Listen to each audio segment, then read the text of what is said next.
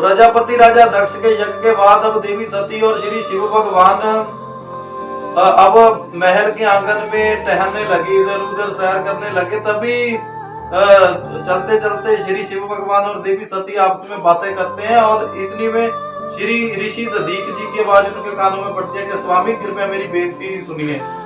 तो श्री शिव भगवान ने मुस्कुराते हुए कहा कि बोलिए दधीक जी, आप क्या कहना चाहते हैं। तो ऋषि दधीक जी ने कहा कि कृपया भगवान यहाँ से आप कैलाश की ओर प्रस्थान करने से पहले आप मेरी कुटिया में पधारें, मेरे आश्रम में पधारें और वहां आकर आप भोजन छकें।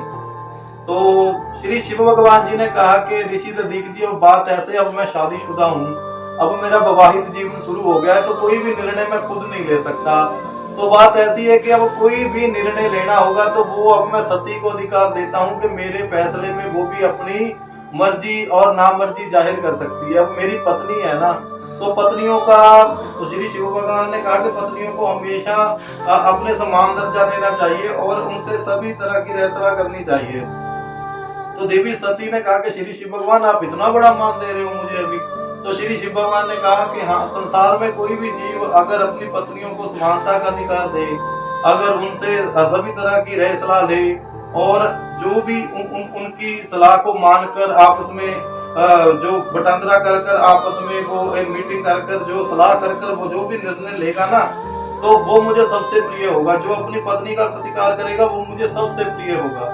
तो बात ऐसी है भक्तजनों के श्री शिव भगवान जी ने देखो स्त्रियों की जिंदगी की दशा को सुधारने के लिए कैसे कैसे अपनी जिंदगी में ऐसे कुछ आदेश दिए हैं जो हमें भी मानने चाहिए। तो देखिए, खुद श्री शिव भगवान स्त्रियों के प्रति इतना सत्कार रखते हैं। तो आप ये देखो कि हम नॉर्मल इंसान, साधारण जीव, क्यों ना आपस में उनसे मिल बात कर सभी बातें हम शेयर करें और अपनी पत्नियों को भी उच्च दर्जा दें। क्योंकि संसार में जी आज की जो कथा है ना, इसका मैसेज उन पत्नियों के लिए है जो अपनी पत्नियों को घर में समानता का, उनसे शादी तो कर देते हैं लेकिन उनको अधिकार नहीं देते। अगर वो किसी बात में उनसे सलाह दे तो वो कहते तुझे नहीं पता, तू मत बोल। ऐसी बात नहीं है। श्री शिव भगवान कहते हैं ऐसे पतियों से, ऐसे जीवन साथियों से मैं बहुत नाखुश रहता हूँ। मैं हमेशा उनके साथ हूँ, हमेशा उनसे बहुत खुश होता हूँ जो मेरे बच्चे शादी करने के बाद असमानता का जो एक समान निर्णय लेते हैं और पति वो जो अपनी पत्नी को भी समानता का अधिकार दे।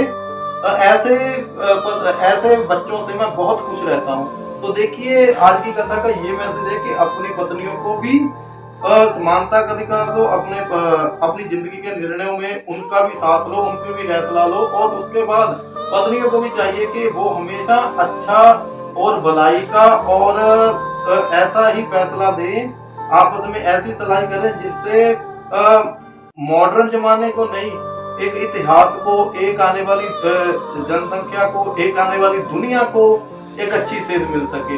तो क्योंकि हमने इतिहास बनाना है, आने वाले समय में हमने हिस्ट्री को एक तरह का राइट करना है। तो मैं एक ऐसी बात बोलूं कि श्री शिव भगवान ने पहले कह दिया कि मुझे वो बच्चे सबसे अच्छे लगेंगे, मैं सब उनके साथ सबसे पहले हूँ जो आपस में एकजुट ईमानदारी से जीवन व्यतीत करेंगे, जहाँ पर पत्नियों को निराशा नहीं सहनी पड़ेगी और पति अपनी पत्नियों का हर एक तरह के मसले में सलाह और मशवरा लेते रहेंगे। तो इससे कल आगे बताएंगे कि अब प्रजापति दक्ष एक नई चाल खेलता है और श्री शिव भगवान से माफी मांगता है, भगवान मुझे माफ कर दो, मैंने जो भी चालें आपके साथ की, मूर्खता में जो कुछ भी आपके साथ किया। लेकिन ये उसकी एक चाल होती थी कि अब मैं पहले इनका श्री शिव भगवान और देवी सती का विश्वास जीत लूं, उसके बाद फिर कुछ ऐसी चाल खेलूंगा जिससे इनका दिल टूटेगा। तो मैं इससे आगे की कथा हम कल बताएंगे। तो आज की कथा यहीं तक। तो आज की कथा का मैसेज ये है कि अपने परिवार में आपकी सबसे पहली दुनिया आपका परिवार है, आपकी पत्नी है, आपके माता पिता है। आपस में एक सलाह करके, मीटिंग करके सभी फैसले लो जिंदगी के। आपका अच्छा और बुरा आपके परिवार के सिवा कोई नहीं देख सकता।